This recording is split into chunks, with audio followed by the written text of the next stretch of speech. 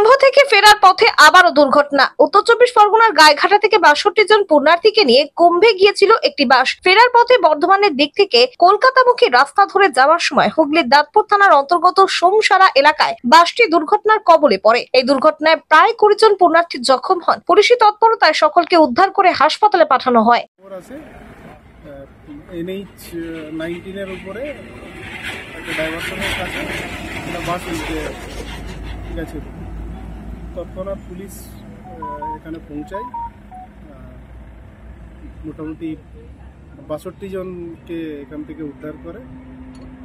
তাদের মধ্যে কয়েকজনের ইনজুরি আছে, তাদেরকে হসপিটালাইজ করা হয়। ধনিয়াখালী হেলথ সেন্টারে ইমিডিয়েটলি পাঠানো হয়।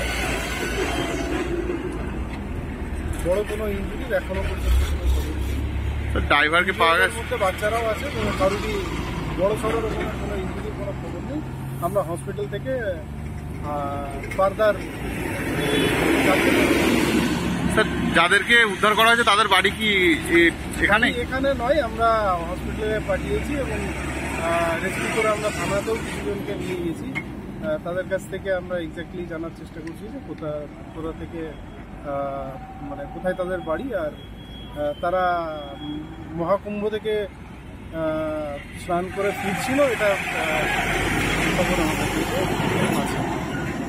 কতজন মোটামুটি ইনজিওর আর কখন হয়েছিল টাইমটা? আমরা ৬২ জনকে রেস্কিউ করেছি।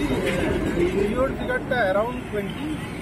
হসপিটালে আমরা পাঠিয়েছি, পার্টিকুলার্সগুলো কালেক্ট করছি। আমাদের ডিএসপি সাহেব হসপিটালে অ্যাটেন্ড করছেন, তাছাড়াও লোকাল থানার অফিসাররা ওখানে আছে। এখানে আমাদের ট্রাফিক, দাঁতপুর থানা এবং সিআই সাহেব আছেন। বাকি আমরা কয়েকটা টিমে ভাগ করে আমাদের যে ছোট ছোট কাজগুলো আছে সেগুলো। তারকেশ্বরের সর্বপ্রথম মডিউলার ওটি যুক্ত hospital Tarakeswar Apollo multi speciality hospital. যোগাযোগ নাম্বার 03212276400 অথবা 9474147604।